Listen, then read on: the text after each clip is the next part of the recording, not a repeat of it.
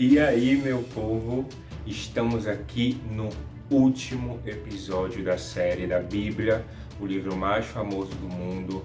Foram 5 episódios dessa primeira série aqui do meu canal, do canal Eu Forasteiro.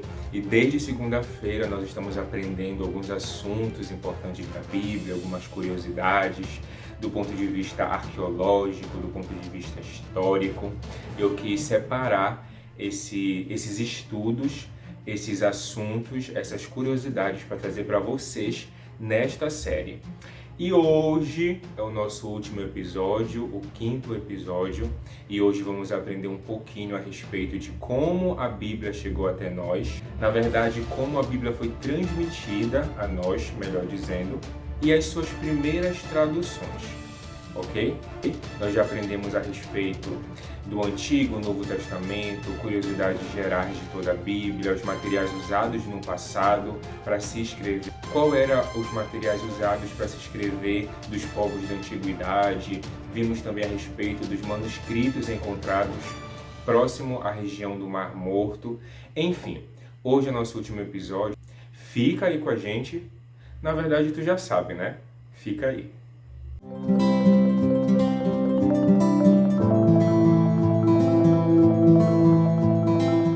Bem, vai logo curtindo aí, fica até o final, comenta se você quiser. Se você está chegando e ainda não se inscreveu, te inscreve, o que é que custa? Badala esse sininho aí, para que tu não possa perder nenhum vídeo aqui do canal. Compartilha com quem você quiser também, ok? Eu também estou lá no Instagram, @euforasteiro, @eu_forasteiro. Eu comento e posto e mostro outras coisas lá no meu Instagram.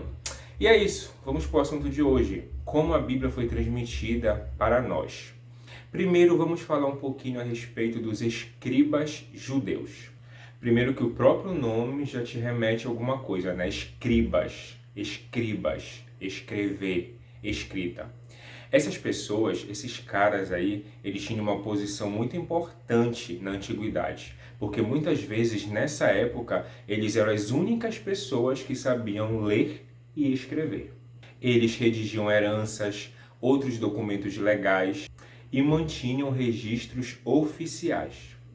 E agora falando a respeito da Bíblia, das Escrituras Sagradas, quando era necessário fazer novas cópias do Antigo Testamento, cada palavra tinha que ser escrita à mão. Então imagina como era importante e trabalhoso o ofício dos escribas. Eles precisavam escrever à mão cada palavra dos rolos do Antigo Testamento. Cabia aos escribas a tarefa sagrada de preservar, copiar e explicar os ensinos dos rolos do Antigo Testamento. É muito importante que, para entender como os escribas eram cientes da importância do seu trabalho e para se evitar que cometesse alguns erros, tinha algumas regras, algumas coisas importantes que os mesmos precisavam fazer para que pudesse ter êxito nesse trabalho de copiar. Veja alguns deles. A cada dia, os escribas deveriam começar o seu trabalho com uma oração, primeiramente. Interessante, né? Todas as vezes que eles escreviam e vinha a palavra Deus, essa parte era deixada em branco. Aí vinha um outro escriba, posteriormente, preencher essas lacunas com uma espécie de tinta mais pura, que é a tinta usada para escrever o restante. No final de cada seção do livro, os escribas contavam as letras, as palavras, as linhas do original e faziam a comparação. Ainda assim, de vez em quando, os escribas poderiam cometer alguns erros. Normal, ser humano, quem nunca, né? Mas veja bem, em média calculava-se que um erro era a cada 1580 palavras.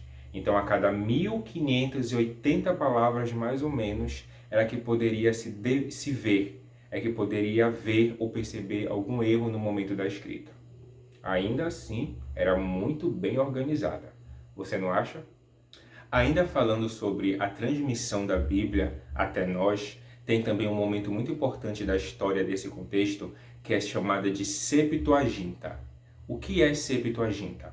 A primeira vez que o Antigo Testamento fora traduzido do hebraico para o grego foi dos séculos 2 e 3 a.C., ou no segundo e terceiro século antes de Cristo. E essa primeira tradução recebeu o nome de Septuaginta, que é uma palavra em latim que significa 70. Dizem que as pessoas que estavam envolvidas nessa primeira tradução foram justamente 70 pessoas, separadas e organizadas para essa tradução. Por isso que o nome ficou Septuaginta, 70, ou às vezes dando a entender 72, que muitas vezes também é colocado em algarismo romano, ou seja, um L mais 2x. Os judeus, nesse tempo, já haviam se espalhado por todo o mundo mediterrâneo. Então eles já não estavam tão mais familiarizados com o hebraico, e sim com o grego, haja vista que nesse tempo já se falava a língua grega. E essa tradução do Antigo Testamento foi organizada e preparada por essas 70 ou 72 pessoas, Septuaginta, para a grande biblioteca de Alexandria, que ficava lá no Egito. Ao decorrer da história, teve também os monges. Primeiro, que a palavra monge vem de uma palavra grega que significa mais ou menos assim: aquele que vive sozinho. E o primeiro monge cristão que viveu dessa forma tem como nome Antônio, e ele viveu sozinho no deserto de 270 a 290 depois de Cristo, lá no deserto do Egito. E os monges, eles viviam em um local separado, que eram chamados de mosteiros, homens e mulheres. E nesse local, eles se dedicavam ao estudo, à oração, ao estudo bíblico e a ocupações importantes e relevantes, como a agricultura e a enfermagem também. Tinham também os copistas, que lá na Idade Média, depois da queda do Império Romano, esses monges protegeram e transmitiram os ensinos da Bíblia, os textos da Bíblia.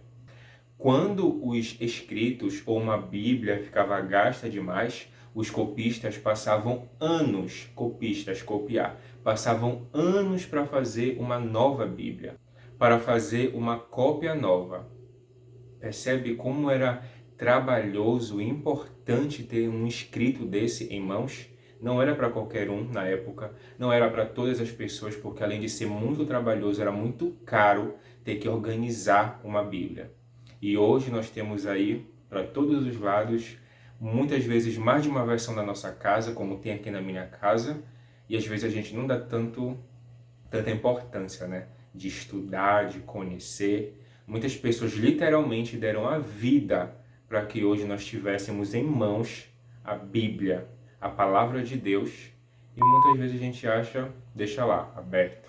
Salmo 91, Salmo 23 na sala. Senhor meu pastor, nada me faltará. Amém. Não fica um amuleto pra gente. Às vezes esses copistas cometiam alguns erros. Como era muito trabalhoso e demorava anos para o processo acabar, muitas vezes por falta de iluminação própria ou de cansaço, eles acabavam errando algumas coisas, algumas letras, enfim. A maioria dos monges trabalhavam nos seus escritórios, cada um em sua mesa e escrevendo em silêncio. Devido aos incêndios que poderiam ocorrer na época, e era muito importante esses manuscritos, então geralmente nessas salas, nesses escritórios, não tinha aquecimento e nem iluminação adequada. Haja vista que na época se usava o quê? Lamparina, fogo de forma geral. Então era muito perigoso ter algum tipo de fogo perto de um local onde está se escrevendo algo importante. Quem sabe, através disso, é que justamente tinha alguns erros cometidos pelos copistas, de copiar alguma palavra errada ou algo do tipo. E era muito interessante que na época tinha um ditado que dizia assim: 2 dedos seguram a pena, mas o corpo todo labuta. Ou seja, se usavam a mão para escrever, mas era um exercício, um ofício que o corpo todo sentia. Olha a importância de se escrever, de ler, de ter conhecimento nessas épocas. E hoje nós temos conhecimento à vontade, oportunidades que muitas vezes os nossos pais e avós não tiveram. E nós temos, mas muitas vezes nós não damos tanta importância. Não entendemos que foi sacrifício para muitos fazerem o que fizeram para que hoje pudéssemos ter um pouquinho mais de comodidade. E ainda assim, a gente não dá muito valor. Em 300 d.C., o Novo Testamento já fora traduzido para muitas línguas, inclusive para o latim e o siríaco. E nessa época, missionários sírios levaram o Evangelho e a Bíblia para várias partes, como para a China, para a Geórgia, para a Armênia, para a Índia, para muitos lugares. Tinha um cara aí também chamado Jerônimo, que ele foi um grande estudioso que nasceu no norte da Itália, lá por volta de 345 depois de Cristo. E ele mostrou preocupação com alguns erros que eram cometidos pelos copistas. Lembra que de vez em quando eles erravam, muitas vezes pelo cansaço, pela falta de iluminação, eles acabavam por errar alguma coisa, alguma palavra, enfim. E esse homem, Jerônimo, se mostrou preocupado com essa situação. Então ele viajou para muitos lugares, aprendeu muitas línguas e escreveu muitas partes das Escrituras, tanto do Antigo quanto do Novo Testamento.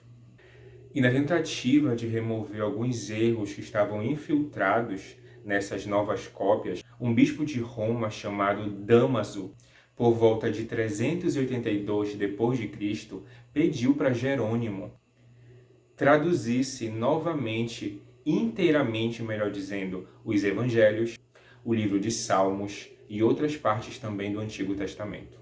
Nessa época, a maioria dos cristãos do Ocidente já falavam latim e tinham muita dificuldade em entender o Novo Testamento no grego.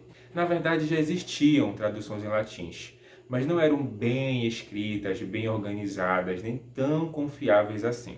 E foi quando, em 386 depois de Cristo, Jerônimo foi viver em reclusão no mosteiro durante muito tempo. E esse mosteiro ficava lá em Belém. E foi justamente nesse processo, nesse momento, que ele decidiu passar para o latim toda a parte bíblica em hebraica e também em grega. Ou seja, toda a Bíblia foi copiada em latim por meio dele, para que então ficasse mais fácil ou facilitasse a compreensão e o entendimento do povo na época.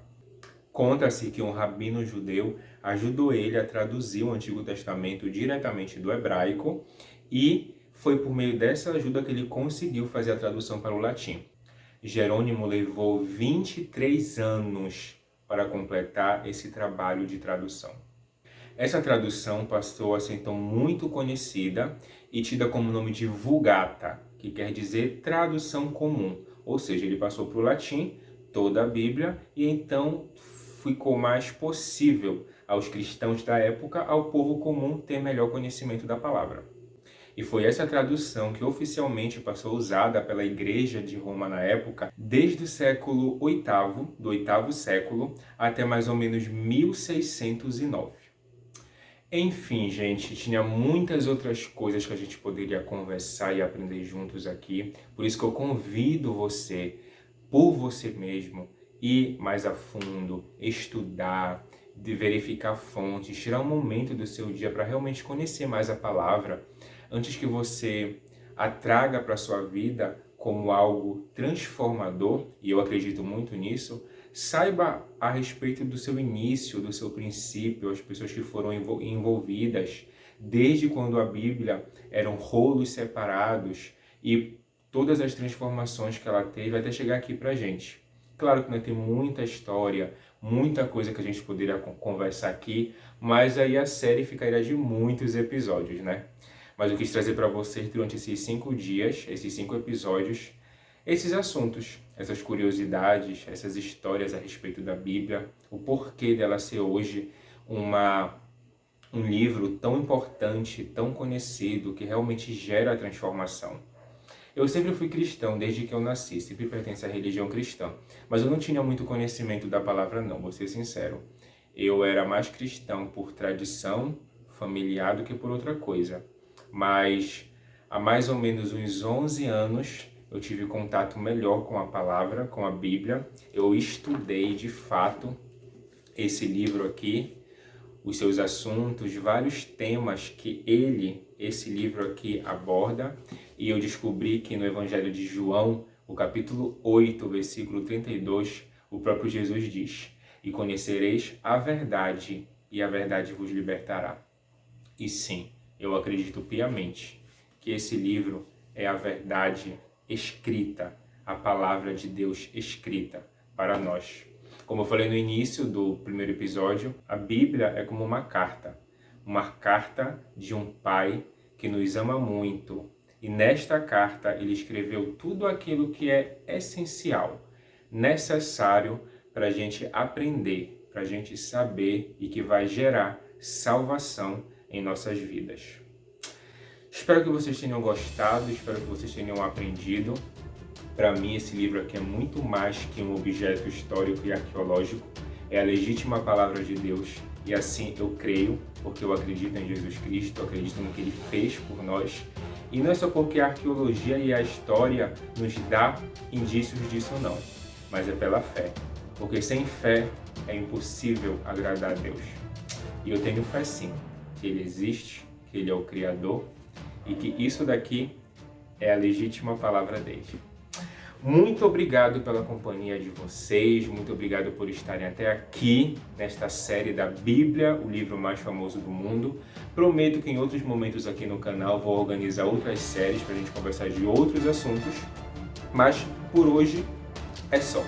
Terminamos, semana que vem tem mais vídeo aqui no canal, nossos vídeos normais vão voltar novamente. E é isso, muito obrigado pela sua companhia, muito obrigado por estar aqui com a gente no canal E o Forasteiro. Até mais.